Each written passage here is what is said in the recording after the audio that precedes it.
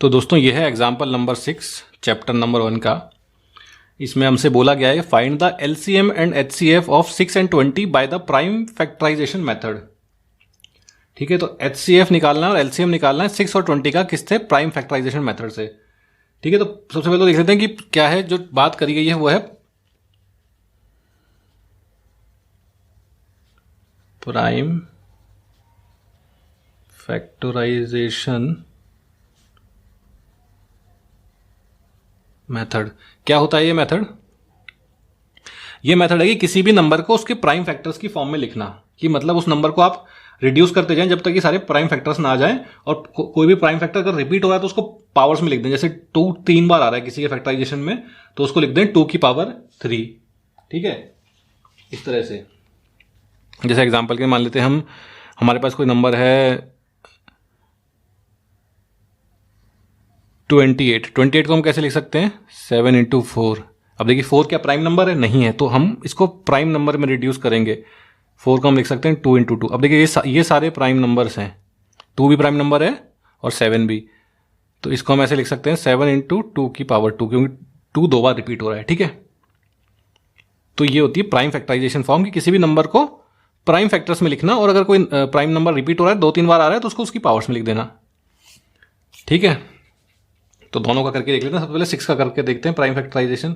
6 का तो सिंपल है, 2 × 3, कुछ भी नहीं करना। 2 भी एक प्राइम नंबर है, 3 भी एक प्राइम नंबर है, आगे ये रिड्यूस हो नहीं सकते हैं। और 2 की पावर 1 है, 3 की भी पावर 1 है, जब पावर 1 होती है हम लिखते नहीं है। एंड 20 को हम क्या लिख सकते हैं? 5 × 4। अब देखिए क्या 4 प्राइम नंबर है? नहीं है, जैसे कि हमने यहाँ देखा था। तो इसको हम ऐसे लिख सकते हैं 5 × 2 × 2। इसका मतलब 5 × 2 की पावर 2। ठीक है, तो ये हमारे पास 20 के प्राइम फैक्टराइजेशन फॉर्म आ गई, और ये 6 की प्राइम फैक्टराइजेशन फॉर्म आ गई। अब थोड़ी बात कर लेते हैं एचसीएफ और एलसीएम की। एचसीएफ क्या होता है? एचसीएफ होता है हाईएस्ट कॉमन फैक्टर। मतलब एचसीएफ वो नंबर होता है जो 6 और, जैसे एचसीएफ आप निकालें 6 और 20 का, तो मतलब एचसीएफ इन दोनों नंबर को डिवाइड करेगा। हाईएस्ट वो नंबर होगा जो 6 और 20 को डिवाइड करेगा। एलसीएम क्या होता है? एलसीएम वो नंबर होता है जो सबसे लोवेस्ट होता है, जो कि इन दोनों से डिवाइड होगा। जैसे मान लीजिए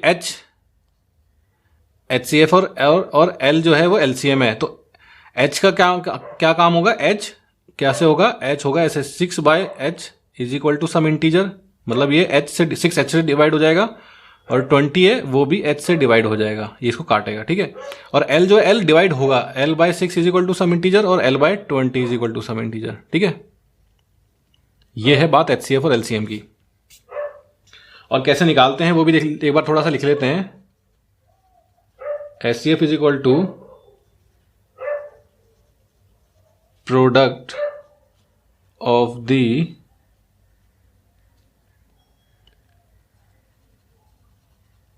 smallest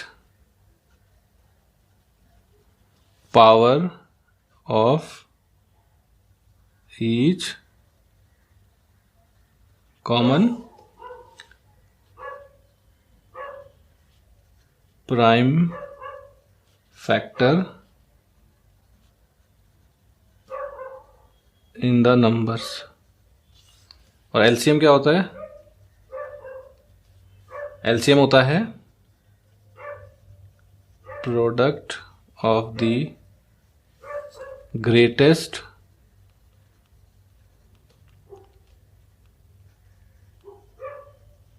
पावर ऑफ ईच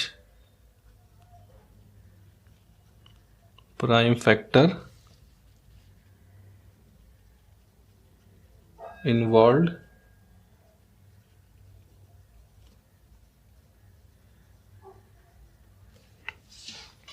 तो देखिए थोड़ा सा ध्यान दे लेते हैं। एचसीएफ में product of the smallest power of each common prime factor, तो इसमें थोड़ा निकाल के देख लेते हैं तो हमें समझ में भी आ जाएगा। सबसे पहले एचसीएफ निकालते हैं। HCF of 6,20। ठीक है, तो हमने HCF 6 का प्राइम फैक्टराइजेशन फॉर्म यहाँ लिख रखा है और 20 का प्राइम फैक्टराइजेशन फॉर्म यहाँ लिख रखा है। अब HCF के लिए कह रहा है कि product of the smallest power of each common prime factor in the number. सबसे पहली बात तो सिर्फ हमें कॉमन प्राइम फैक्टर लिखना है।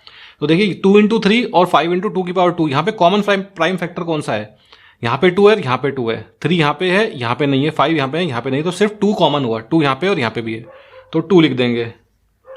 और 2 की पावर कितनी आएगी, smallest, product of the smallest powers, तो यहाँ पे 1 है और यहाँ पे 2 है, तो 1 स्मॉल हुआ, तो 2 की पावर 1, मतलब कि HCF हो गया 2।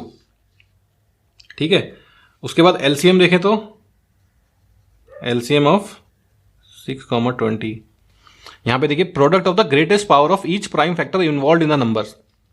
तो यहां पे क्या है ना, ईच प्राइम फैक्टर है, कॉमन वाली बात नहीं है, तो जितनी प्राइम फैक्टर्स इन्वॉल्व है ना, सबसे पहले तो वो सारे वो लिख लो आप। तो यहां पे 2 आ गया, 2 लिख लिया, उसके बाद क्या है 3 है, 3 लिख लिया, उसके बाद क्या है 5 है, उसके बाद क्या है 2 की पावर 2, लेकिन 2 ऑलरेडी हम लिख चुके हैं तो दोबारा लिखने की जरूरत है नहीं।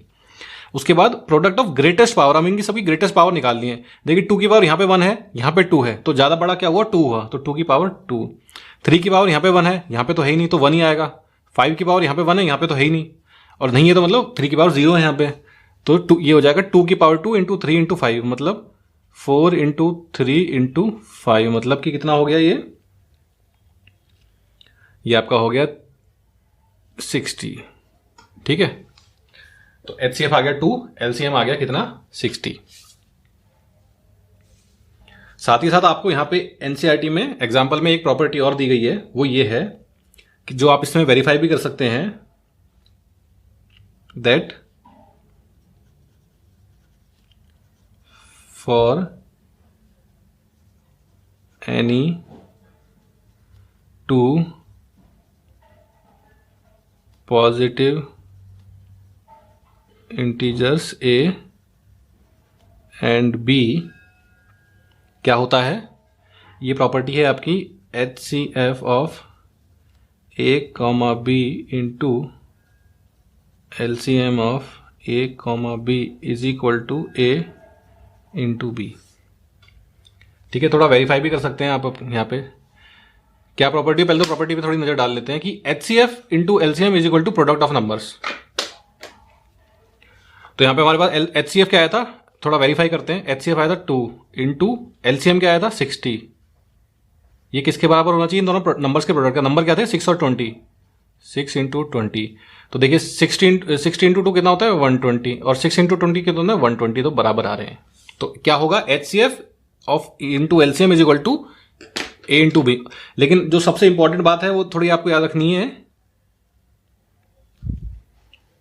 वो बात क्या है, वो ये है कि it is valid only for 2 integers. अगर ये 2 से ज्यादा हो गए, जैसे A B C 3 नंबर हो गए, 3 नंबर का आप HCF और LCM निकाल रहे हैं, तो ये प्रॉपर्टी काम नहीं करेगी, ये सिर्फ 2 नंबर के लिए काम करती है। ठीक है, इस प्रॉपर्टी से हमें आगे क्वेश्चन सॉल्व करने हैं एक्सरसाइज में, तो इसको थोड़ा आप ध्यान में रखिएगा।